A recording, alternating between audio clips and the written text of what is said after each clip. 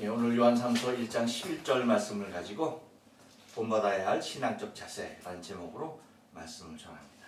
우리 다 같이 한번 인사합니다. 옆 사람과 그리고 앞 사람과 사랑하는 가족들과 함께 인사하실 때 지난 한 주간 동안 평안했습니까? 인사합니다.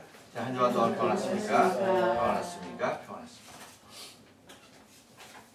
여러분, 인간에게 오감이 있는데 그 오감이 있어야 할 이유에 대해서 한번 생각해 보셨습니까?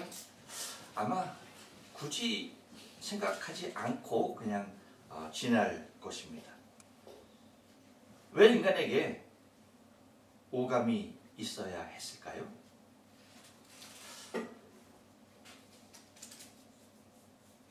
이유가 뭘까요? 지난 주간 요 앞에 좀 잔디를 좀 걷어내고 블록을 좀 깔았어요. 근데 역시 이렇게 잔디를 걷어내다 보니까 땅속이지 않습니까? 거기에 역시 애벌레 그리고 지렁이 이런 것들이 늘 있더라고요. 그 땅속에 있는 애벌레나 지렁이 같이 우리 인간도 보지 못하고 듣지 못하고 살 수는 없을까요? 있죠. 지금도 보지 못하고 듣지 못하는 사람들이, 그런 장애를 가진 사람들이 얼마든지 있습니다. 그렇다고 그들이 생활하지 못하는 것이냐? 아니죠. 그러면 우리에게 오감이 있다는 것은 단순히 좀 편안하고 안락한 삶을 위하여 보고 듣고 말하고 느끼는 것일까? 단순히 조금 더 나은 삶을 위하여서 그런 것들이 있는 것일까 하는 거죠. 근데 우리가 조금만 깊이 생각해 봐도 그렇지 않다는 것을 우리가 느낄 수가 있습니다. 하나님께서 우리에게 오감을 주셨던 것은 좀 더 근본적이고 선기능적인 무엇인가가 있을 것입니다. 굳이 보게 하시고, 굳이 듣게 하시고, 굳이 만지면 이것이 무엇일까 알게 하시고, 그렇죠? 아, 이게 무슨 맛인가? 이 모든 것을 다 알아보게 하시는 이유가 있을 것이라는 것입니다. 그래서 그런 것을 통해서 우리는 좀 더 많은 정보를 얻게 되는 것이죠. 하지만 이러한 오감이 여러분 꼭 우리의 삶 가운데 선기능적 역할을 하는 것만은 아닐 것입니다. 마치 동전의 양면과도 같을 거예요. 한쪽 면은 굉장히 우리에게 유익한 면이 있는가 하면 또 한 면은 굉장히 어둡고 위험한 부분이 있을 것이라는 것입니다. 인간은 바로 이 오감을 통하여서 받아들여지는 것에 의하여서 삶에 많은 영향을 받기 때문입니다. 그렇기 때문에 여러분, 아이를 임신한 임산부가 하는 일이 뭐예요? 태교를 할 때, 그렇죠? 굉장히 좋은 것을 보려고 하고, 그리고 좋은 음악을, 좋은 소리를 들으려고 하고, 그리고 또한 좋은 것을 먹으려고 하고 아름다운 것을 상상하려고 합니다. 왜요? 그런 것들이 바로 내 안에 있는 태아에게 지대한 영향을 끼칠 것이라는 사실을 알기 때문이죠. 반면 여러분 보십시오. 아무리 어머니로부터 좋은 태교를 받고 할지라도 성장하면서 보고 듣는 것을 통하여서 동전의 앞면이 아닌 동전의 뒷면 또한 보게 된다면 그것은 선기능이 아닌 역기능적인 그러한 영향이 누적되기도 쉽다는 것이죠. 여러분, 그 사회에서 죄를 지은 사람들이 그 범죄를 잡히게 되면은 가는 곳이 있죠. 옛날에는 그것을 형무소라고 했어요. 왜냐하면 그 죄에 대한 형을 치르는 곳이라고 의미를 뒀죠. 근데 지금은 형무소라고 그래요? 그렇게 얘기하잖아요. 어디까지 인권이고 무엇인지 몰라도 하여튼 그것을 이제는 교도소라고 해요. 그 교도소라고 하는 이유가 뭐예요? 가르치고 이끄는 곳이라고 이름을 바뀌었죠. 형을 치르는 곳이 아니라 뭐예요? 사회에 나가서 잘 적응하도록, 그렇죠? 가르치고 이끄는 이름으로 바뀌었습니다. 근데 그렇게 이름과 같이 지은 그 모습의 역할을 과연 할까요? 오히려 교도소 안에서 좋은 방향으로 이끄는 것이 아니라 거기에 있는 더 많은 죄수들에 의하여서 더 나쁜, 그렇죠? 더 역기능적인 모습의 것들이 가르침을 받고 깨닫게 되고 그것을 접하게 되는 그러한 일들이 많아서 오히려 한 번 간 죄수들이 재범의 확률이 높아지는 이유가 바로 거기에 있는 것이죠. 따라서 여러분, 우리의 신앙적인 면에서도 이렇듯 경계해야 할 것들이 있고 반면 또 무엇이 있습니까?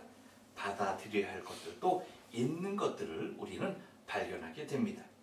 우리는 지난 2주간을 통해서 경계해야 할 신앙적인 자세를 한번 상고해 보았습니다.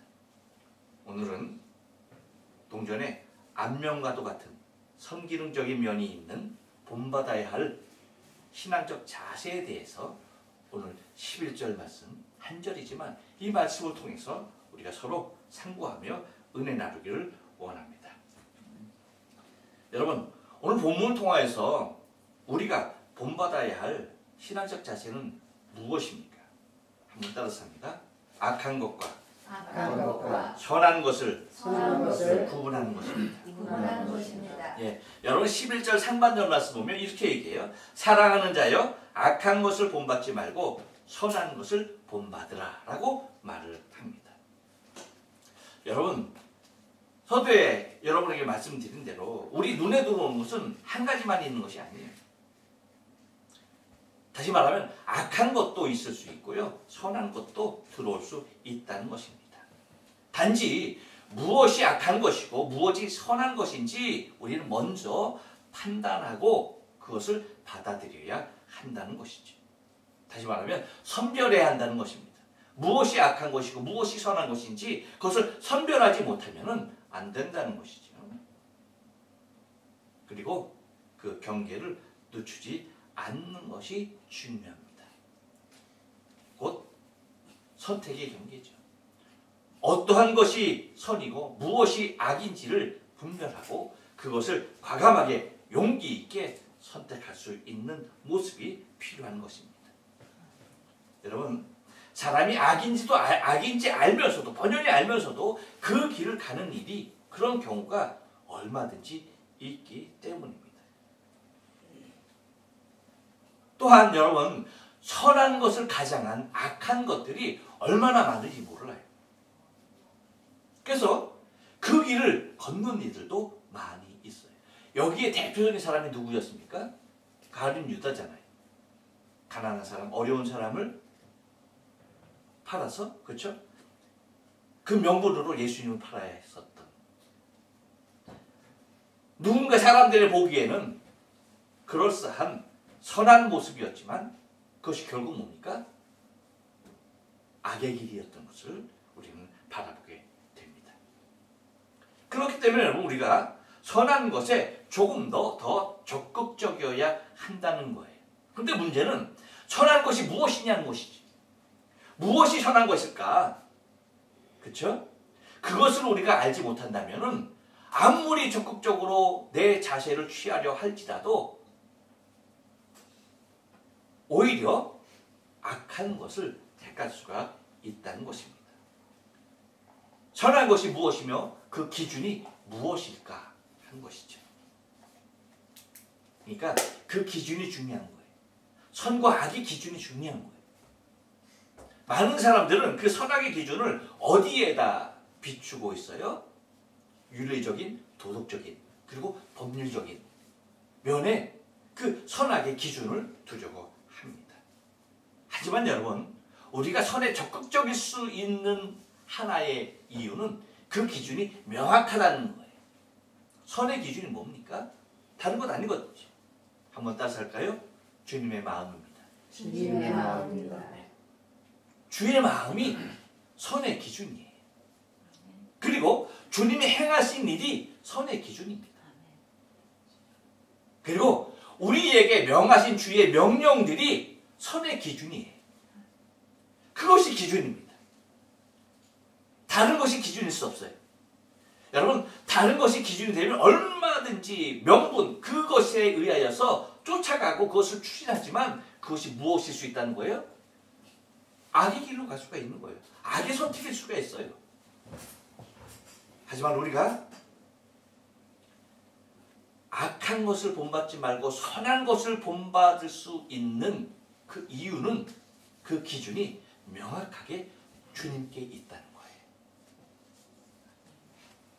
여러분, 이렇게 사도 요한이 말하는 그 선한 것도 선한 목자 대신 주님으로부터 보고 그는 배웠기에 그 선의 기준이 주님이라는 사실을 그 누구보다도 잘 알고 그 누구보다도 평생 뼛속까지 잘 간직하고 있었던 사람이죠.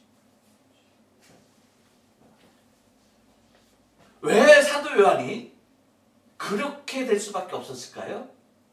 그럼 우리는 그 당시의 모습, 그 당시의 사회의 모습, 무엇이 기준이었는지를 바라보면 되는 것이죠. 여러분, 예수님께서 오셨어요. 그 예수님 당시에 선악의 기준이 무엇인지 아십니까? 예수님이 오셨을 때에 그 당시 사회적인 선악의 기준이 뭐예요? 우리는 성경을 통해서 바라보게 됩니다. 다른 것 아닙니다. 당시 대제사장들, 그렇죠? 그리고 서기관들, 바리새인들, 그들의 삶이 선악의 기준이었어요.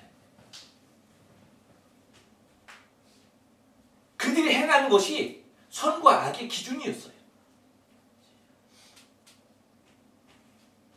그래서 바리새인들이 하는 것, 그들이 선이었어요. 그들이 선의 표본이었어요.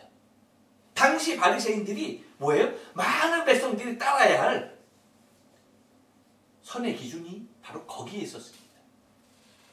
그런데 예수님께서 뭐라고 하십니까? 그들을 향해서 외식하는 자라고 얘기해요. 그뿐입니까? 너희는 회칠한 무덤이다라고 얘기해요. 속은 다 썩었는데 겉만 하얗게 칠한 무덤과도 같다라고 말합니다. 죽은 것이라는 것이죠. 그리고 심지어 뭐라고까지 얘기합니까? 너희는 독사의 자식이라고까지 말을 합니다. 당시 선의 기준이 되었던 그들의 삶이 예수님 보시기엔 뭐였어요? 다 거짓이었고 다 악이었던 것입니다. 그러면 이러한 이스라엘 백성들의 삶의 기준을 우리 주님께서 그 주님의 삶으로 그 기준을 뭐예요? 옮겨 놓으신 거죠. 그것이 선이 아니다. 그건 악이라는 거예요. 오직 우리의 선, 그 기준은 뭡니까? 길이요, 진리요, 생명 대신 우리 주님, 우리에게 주신 복음 그 자체입니다. 그것이 우리의 선의 기준이에요. 곧 우리가 무엇이 악한 것이고 무엇이 선한 것인가, 악한 것을 본받지 말아야 하는데 무엇이 악한 것인가, 그리고 우리가 선을 본받아야 하는데 무엇이 선한 것인가, 그 기준은요 윤리도 아니고 도덕도 아니에요. 오직 뭡니까? 주님의 마음이어야 해요.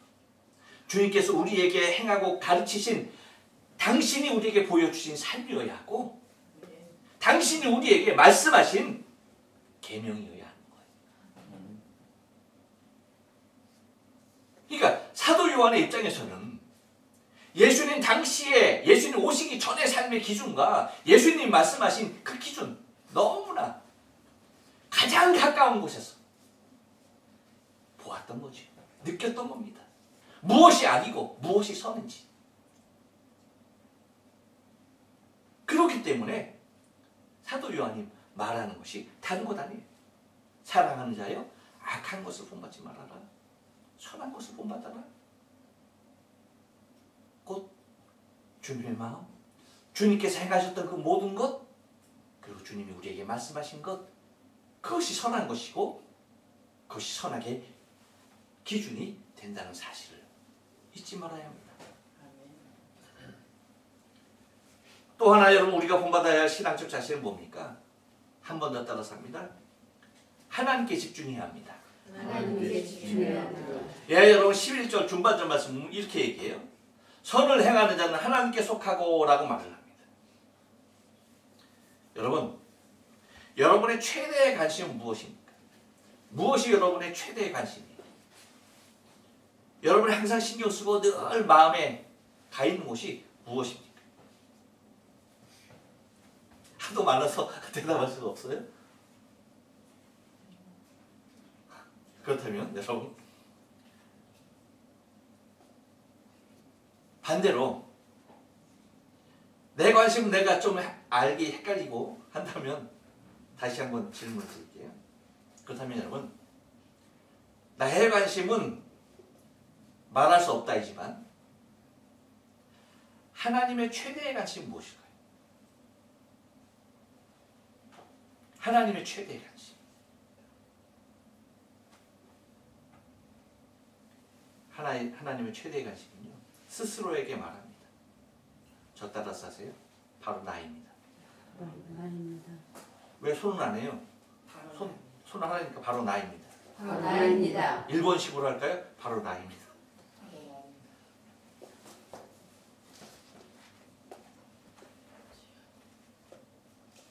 하나님의 관심은요, 아니 하나님의 최대의 관심은요, 다른 것 아니에요. 바로 나예요. 이 사실을 잊으면 안 돼요.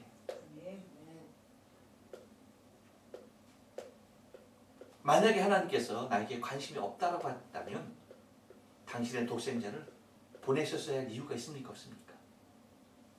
없는 거예요. 하나님이 나에게 관심이 없다라고 한다면, 없었다라고 한다면, 아니 왜 당신의 독생자를 보내셨어요? 그럴 이유가 없는 겁니다. 오로지 하나님의 관심은 바로 나예요. 하나님께서 집중하고 계시는 것은 오직 나에게만 집중하고 계신다는 사실을 잊지 말아야 해요. 그 이유는 우리가 바로 당신의 자녀이기 때문이에요. 아멘. 여러분 우리가 잘 알잖아요. 우리가 부모 되었기에 잘 알잖아요. 부모의 생각은 어디에 가 있습니까? 부모는 오직 자식 걱정이에요. 자식이 크건 작건 아기가 됐든 늙은 할아버지가 됐든 뭐예요? 아무런 상관이 없는 거예요. 부모 생각은 오직 자식 걱정입니다. 그게 전부예요.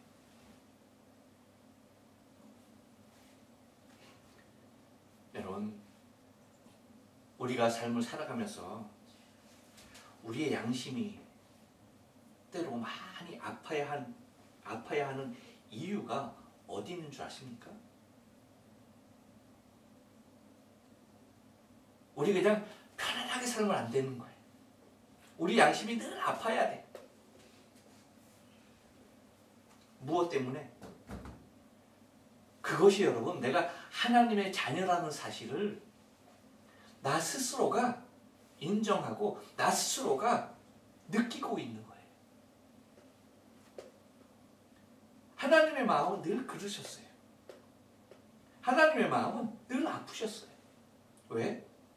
과와 과부를 향한 그 마음이 하나님의 마음이기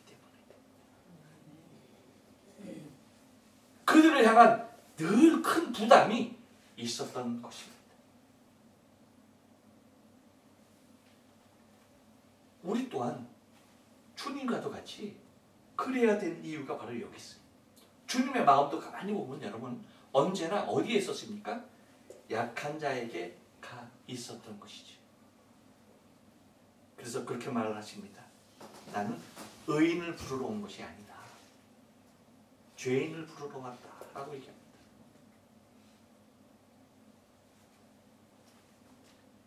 곧 이 얘기가 언제 하신 겁니까, 여러분? 예수님께서 마태를, 세관에 앉아있는 마태를 제자로 부르실 때에 그 마태를 부르고 마태의 집에 가서 식사를 하십니다. 누구와? 많은 세리와 죄인들과 함께 식사를 해요. 그랬을 때 바리새인들 보고서 뭐라고 합니까? 야, 너희 스승은 제자들에게, 다른 제자들이 얘기하는, 너희 스승은 왜 세리와 죄인들하고 식사를 하느냐? 라고 묻죠. 그랬을 때 예수님께서 하신 말씀이에요. 너희는 가서 내가 긍휼을 원하고 제사를 원치 않으라 하신 뜻이 무엇인지 배우라. 내가 의인을 부르러 온 것이 아니라 죄인을 부르러 왔다. 라고 그렇게 말씀하십니다. 그러니까 여러분, 내가 하나님께 속한 자인가 아닌가 하는 것은요, 아버지의 마음이 내 안에 있는가 없는가, 이것을 보면 아는 거예요. 내가 하나님께 속한 자인가? 이것은요, 아버지의 마음이 내게 있는가?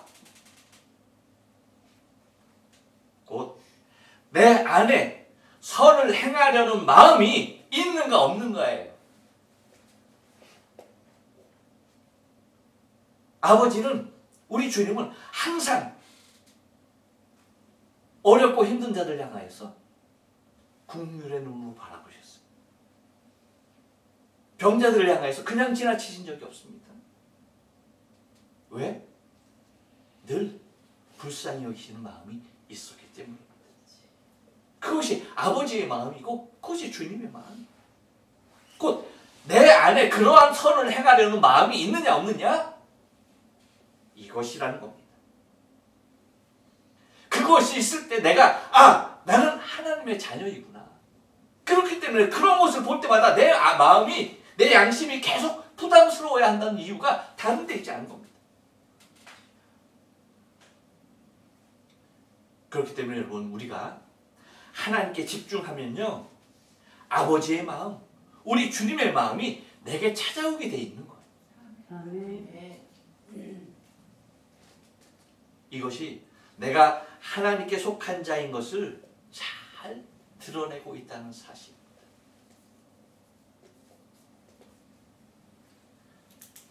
또 하나 여러분, 우리가 본받아야 할 신앙적 자세는요, 한 번 더 따라서 합니다. 두려움을 간직해야 합니다. 두려움을 간직하라. 예, 여러분 11절 하반절 말씀 다 같을까요? 악을 시작. 악을 행하는 자는 하나님을 배우지 못하였느니라.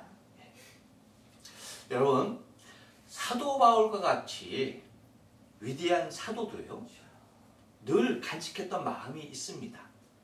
그 마음이 무엇이냐? 물론 구원의 기쁨과 감격, 그건 기본이죠.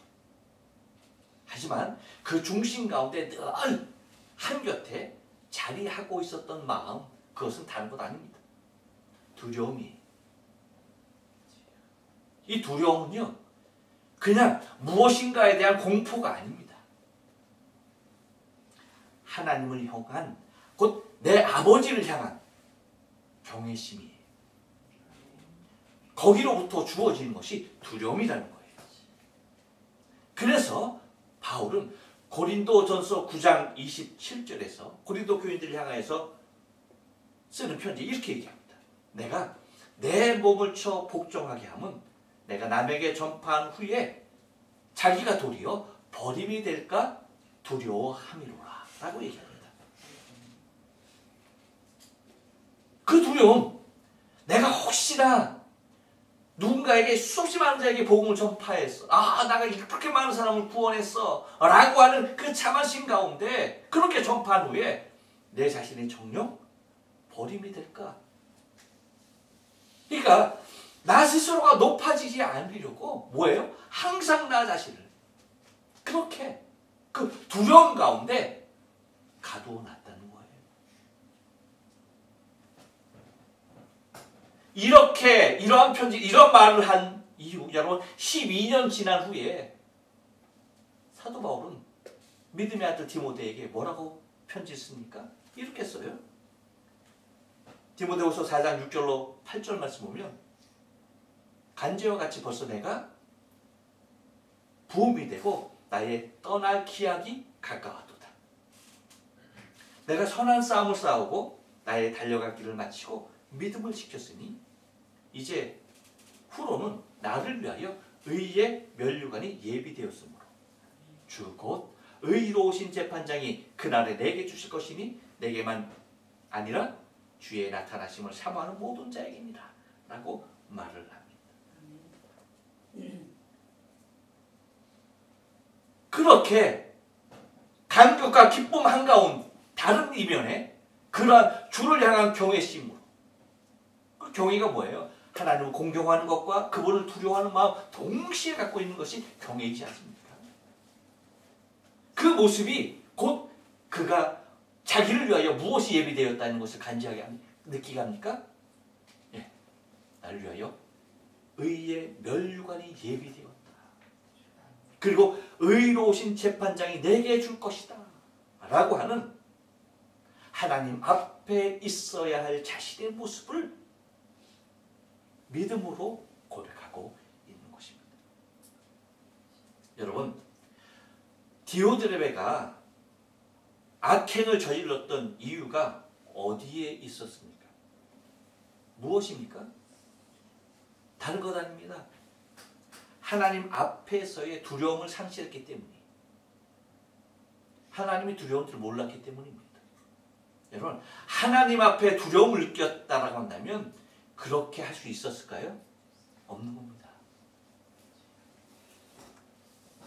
곧 경외하는 마음이 없이는 인생은 절대 겸손할 수 없는 법이에요. 그러한 경외하는 마음으로 겸손할 수 없는 자는요, 결코 늘 언제나 자신이 최고이고 자신이 법이 되는 것입니다. 그렇기에 우리가 갖추어야 할 것이 뭐예요?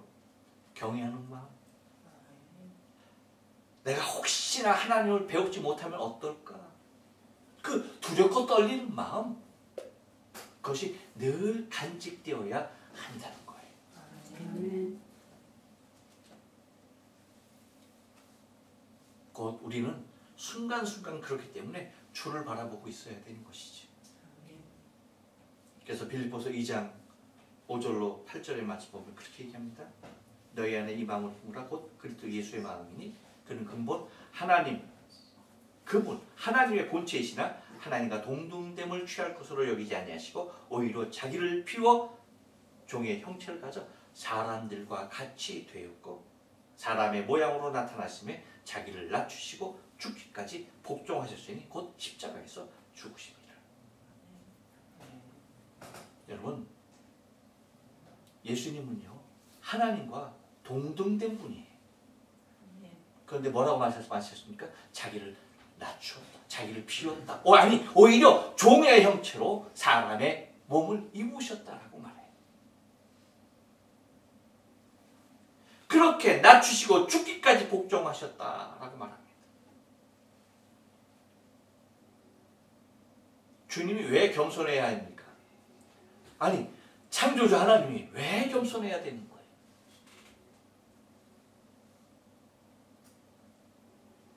피조물인 인간이 하나님 앞에서 겸손을 상실했기 때문입니다. 그래서 하나님 당신이 직접 우리에게 겸손하지 않으면 안 될 것, 곧 하나님을 배우지 못하면 어떨까라고 하는 그러한 두려움 가운데 사로잡히는 것이 은혜라는 사실을 몸소 우리에게 보이셨던 것입니다. 여러분, 우리가 신앙생활 하면서 기다리는 날이 있죠. 어느 날입니까? 주님 만난 날이에요. 그렇죠? 주님 다시 오시는 날. 우리 그날 하루를 기다리는 거예요.